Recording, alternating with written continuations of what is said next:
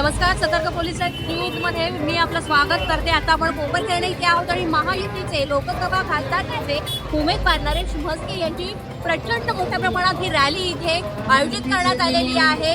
यात मित्र पक्ष भाजप, त्याबरोबर राष्ट्रवादी, अजितदादा पवार गट आणि मनसे सहभागी झालेले आहेत आणि खूप मोठ्या प्रमाणात इथे ही रॅली चाललेली आहे आणि इथल्या स्थानिकांचा सुद्धा खूप उत्स्फूर्त प्रतिसाद या रॅलीला लागतोय. तर इथे जे स्थानिक आहेत त्यांना सुद्धा आपण या संपूर्ण प्रक्रियेविषयी विचारणार आहोत. अंकल, आप क्या कहोगे? ये जो प्रचार रैली अभी खासदार के लिए लोकसभा उम्मीदवार नरेश म्हस्के जी है, तो इनके बारे में आप क्या कहोगे? ये कि देखने तो ऐसा लगता है उनको सपोर्ट ज्यादा है. ये सपोर्ट के हिसाब से तो शायद वो है अपना फकीर वाली जीत के पीछे इतने सालों से तो उनका ही राजा है ये बॉम्बे भी. अच्छा, वो जिनके पीछे रहेंगे तो शायद उनका चांसेस बढ़ जाएगा. अच्छा.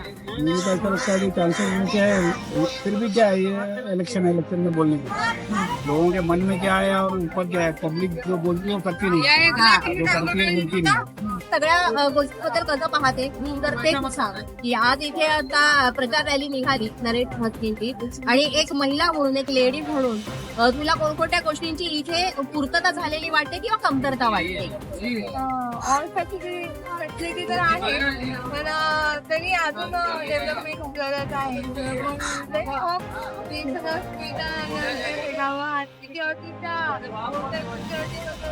लक्ष द्यावं आणि बघू काय होतं निवडणूक. मनीष देसाई, नरेश म्हस्के साहेबांची रॅली आहे. प्रचंड मताने लोक होते रॅलीमध्ये. नाईक साहेब होते, संदीप नाईक साहेब होते. मोठ्या प्रमाणात रॅली होती. प्रचंड बहुमताने महायुतीचा विजय होणार आहे आणि मोठे साहेब 400 पार होणार आहे. अच्छा, हा पूर्ण तुम्हाला विश्वास आहे? पूर्ण प्रचंड 100% विश्वास आहे. अच्छा, कशा पद्धतीने इकडे कामं झालेली आहेत? 100% सगळी कामं झालेली, रोड शो वगैरे, आणि लोकांनी प्रचंड मताने लोक मतदान करणार आहे. सपोर्ट आहे, पूर्ण सपोर्ट आहे लोक. बस मेडिकल दुकान वाले एक ओनर है, तो उनके साथ भी हम बात करने वाले हैं इस प्रचार रैली के बारे में. आपको कैसे लग रहा है ये जो नरेश म्हस्के जी का ये प्रचार रैली इतने बड़े पैमाने पर यहाँ पे हो रहा है, महायुति के जो उम्मीदवार है, तो आपका सपोर्ट किसको है? आप क्या कहोगे इस बारे में? हाँ, हमारा पूरा सपोर्ट बीजेपी को है, नरेश म्हस्के साहब को. उन्होंने बहुत अच्छा काम किया है और अभी बहुत काम भी कर रहे हैं. और गठबंधन जहाँ से यहाँ पर बीजेपी और शिवसेना के साथ हुआ है वो भी बहुत अच्छा है और बहुत काम कर रहे हैं और प्रचार भी अच्छी तरीके से कर रहे हैं. तो लग रहा है इस बार वापस वो आएंगे. अच्छा, तो आप यहाँ पे एक बिजनेसमैन है, तो बिजनेसमैन के हिसाब से आपको क्या लगता है यहाँ पे और क्या चेंजेस होने चाहिए या फिर मतलब हो गया है सब?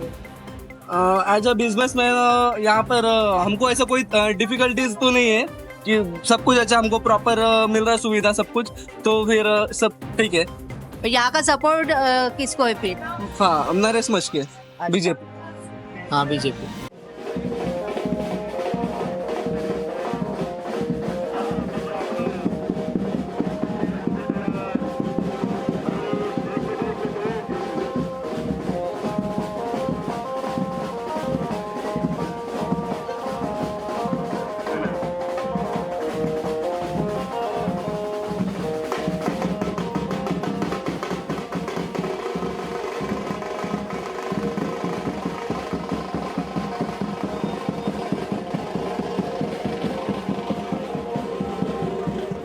नमस्कार, आपण आता भाजपचा वॉर्ड क्रमांक 38चं जे कार्यालय आहे तिथे आपण आता उभे आहोत आणि इथले आपले पदाधिकारी आहे किशोर नाना पाटील. आपण त्याच्याशी संवाद साधणार आहोत.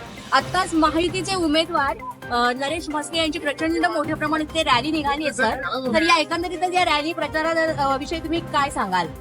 आमचे आदरणीय गणेश नाईक साहेबांनी मुंबई मानणारे भरपूर लोक आहेत आणि नाईक साहेबांनी आता हिंदू धर्म पाळावा लागेल आणि मदत तर करावीच लागणार आहे. त्यांनी काही नाराज नसेल असं नाराज असले दूर झालेले आहेत आणि आम्ही आमचे धर्म फाडतोय. नरेशजी म्हस्के साहेब होतील अशी अपेक्षा असते. अच्छा, मग तुमचं एक पदाधिकारी म्हणून तुम्ही तुमच्या वॉर्डातलं काम कशा पद्धतीने यासाठी केलं? आता आम्हाला जे वरून लागेल आम्ही आमच्या हिशोबाने बरोबर करतोय की ते वरून जी ऑर्डर आहे भारतीय जनता पार्टीची 51% वोटिंग व्हायलाच पाहिजे. त्याच्यावर आम्ही जो दिला आम्ही भारतीय जनता पार्टीच्या उमेदवार आम्ही मोदी साहेबांकडे बघून तुम्ही उमेदवार होतो पण मोदी साहेबांकडे बघून आम्ही 25% वोटिंग व्हावी असते. हा प्रत्येक मोदीजी आहे. अच्छा, म्हणजे यावेळेस पण नरेंद्र मोदी पंतप्रधान व्हावे यासाठी तुमच्यातर्फे भाजपतर्फे इथे नवी मुंबईमध्ये मोठ्या प्रमाणात रॅली सुरू आहे. मग उमेदवार कोणत्याही पक्षाचा किंवा कुणी असो. हा बरोबर आहे. नाही पद्धत आम्ही तर मोदी साहेबांना पण मोदी साहेब पंतप्रधान व्हावी आपल्या नवी मुंबईत राहील. तर ते आमचे आदरणीय नाईक साहेबांचे एवढं काम आहे त्याच्या जो तब्येतीला आहे त्यांनी तर सर्व लोक कामाला लागले होते. अच्छा, तर अशा पद्धतीनं मंडळी इथे वॉर्ड क्रमांक 38 भाजपचे पदाधिकारी किशोरनाना पाटील यांनी अगदी प्रामाणिक आणि अगदी प्रांजळपणे सांगितलं की इथले आमचं जे काही काम आहे ते भाजपचे आमचे गणेश नाईक यांनी केलेलं आहे, पण आमचा उमेदवार ठरवलेला आहे, महायुतीनं ठरवलेला आहे आणि नरेश म्हस्के, तर त्यांच्या प्रचारासाठी आम्ही पूर्ण सपोर्ट देतोय आणि त्या पद्धतीनं सगळं काम सुद्धा त्यांचा वॉर्ड प्रमुख म्हणा किंवा पदाधिकारी म्हणून इथे सुरू आहे. ऍक्च्युली काय आहे मॅडम, आजपर्यंत आमच्या अशापेक्षा वेगळे होते की आम्ही कुठेतरी स्टँड व्हावं असं आम्हाला वाटत होतं. पण ऍक्च्युली जे वरून जे आदेश आहेत पक्षाचे किंवा पार्टीचे किंवा वरिष्ठांचे ते आम्हालाही मान्यच करावं लागणार आणि त्यांच्या पुढे आम्हाला जाता येत नाही, कारण पक्ष हा प्रथम आहे. त्या हिशोबाने आम्ही आमच्या कार्यालयातून आमच्या संबंधित लोकांमधून आम्ही ते कामाला सुरुवात केलेली आहे आणि इथून पुढे पण आम्ही जोरात काम करणार आहोत. आणि आमचे जे युतीचे उमेदवार आहेत यांना आम्ही निवडून देण्याचा आटोकाट प्रयत्न करतो. जसं गणेश नाईक यांचा हा म्हणजे बालेकिल्ला समजायला पाहिजे, तर त्यांनी इथे कशा पद्धतीनं काम केलेलं आहे त्यामुळे लोकांना खूप फायदे देते. ते काय आहे? ऍक्च्युली काय आहे, आमची इच्छा होती खूप की पाहिजे तेच म्हणून लास्ट पर्यंत, पण आता पार्टीमुळे आम्हाला काय करता आलं नाहीये आणि शेवटी युती ही सांभाळणं महत्वाचं आहे. महायुति के उम्मीदवार नरेश भट्टे जी का जो ये पूरा प्रचार रैली चल रहा है, तो उसके बारे में आपका क्या कहना है? अच्छा है ऊपर से मोदी देश के लिए चुनाव है तो हमें ये मोदी को चुन के दें. तो उनके उम्मीदवार कौन है अभी यहाँ पे गणेश भट्टे का, तो मैं धनुष बांध को गठन लगाया. किसने किया है यहाँ पे? तो कैसे आगे यहाँ पे अपने कॉर्पोरेट रहेंगे या फिर रहेंगे, तो उनका काम कैसे है यहाँ पे? यहाँ पे देखो कैसा है, लोकल में विचार करते हैं तो क्या गटर पानी ये तो नगर सेवक है हाँ. और सांसद के लिए क्या है, हम विकास देखते हैं. तो हमारे यहाँ क्या अटल सेतु हुआ, धारा 370 खत्म किया, राम मंदिर बना, और क्या चाहिए. लोगों को विकास नहीं हो रहा तो और क्या हो रहा है देश में. अभी विपक्ष को तो लगेगा ये सब कुछ ये नहीं किया वो नहीं किया. और यहाँ पे यहाँ कंपनियां इतनी है नई मुंबई में, सब ऊपर घराने MIDC है, तो नौकरियों की कोई कमी नहीं है. विपक्ष खाली चिल्लाता रहेगा, हाथ मलता रहेगा और मोदी जीतता रहेगा. कि मोदी जी आए महंगाई बढ़ गया, हर चीज में महंगाई है. तो महंगाई, लोगों को क्या पगार नहीं बढ़े, जिनको काम नहीं करना है वो तो बोलेंगे मुझे पैसा चाहिए, फ्री में चाहिए, बैठना है, राशन मिल रहा है फ्री में, और क्या चाहिए.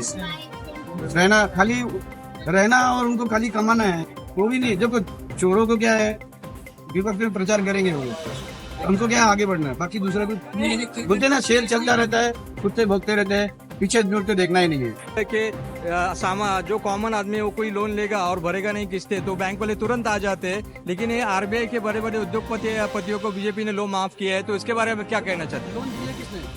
RBI ने. RBI ने. उस जमाने में राज किसका था, जब उन्होंने, आप उनका रिकॉर्ड देखो, जो लोन लिए हैं उस वक्त जितने भी थे सब विपक्ष के, कांग्रेस के जमाने में लोन हुए, बाद में भाग गया. एक बार डूब जाने के बाद में पकड़ना बहुत मुश्किल होता है.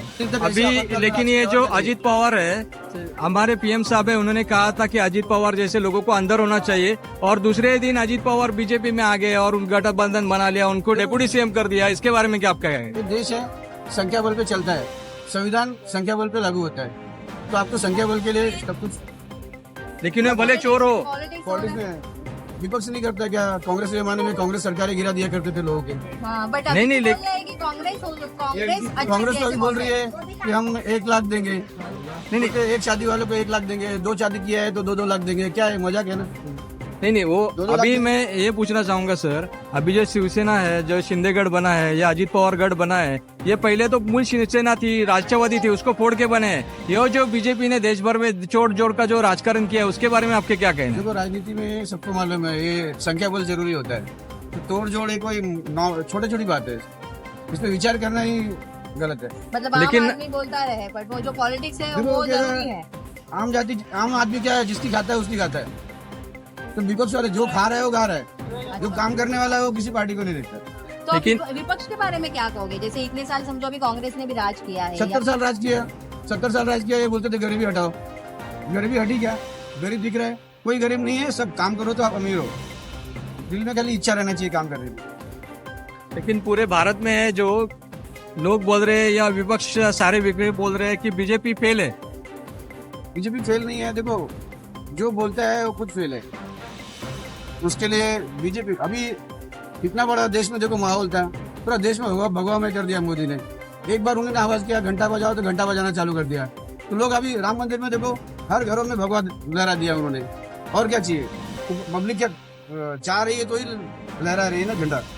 इसका मतलब है नहीं इसका नहीं, मतलब पर ये ऐसे आप- भी होता है ना कि एक किसी एक धर्म को एक जाति को लेके चल रहा है, ऐसे भी विपक्ष बोल रहे हैं या फिर वो मुस्लिमों के अगेंस्ट है या ऐसा फिर कुछ ऐसे नहीं भी- है। देखो पसमानदा मुसलमान है वो, जो उनके यहाँ जाके चादर चढ़ाते हैं, ऐसा नहीं है। अब घुसपैठिए होते हैं वो, तो उनके लिए तो अपोजिशन बोलना क्या गलत नहीं है मेरे हिसाब से।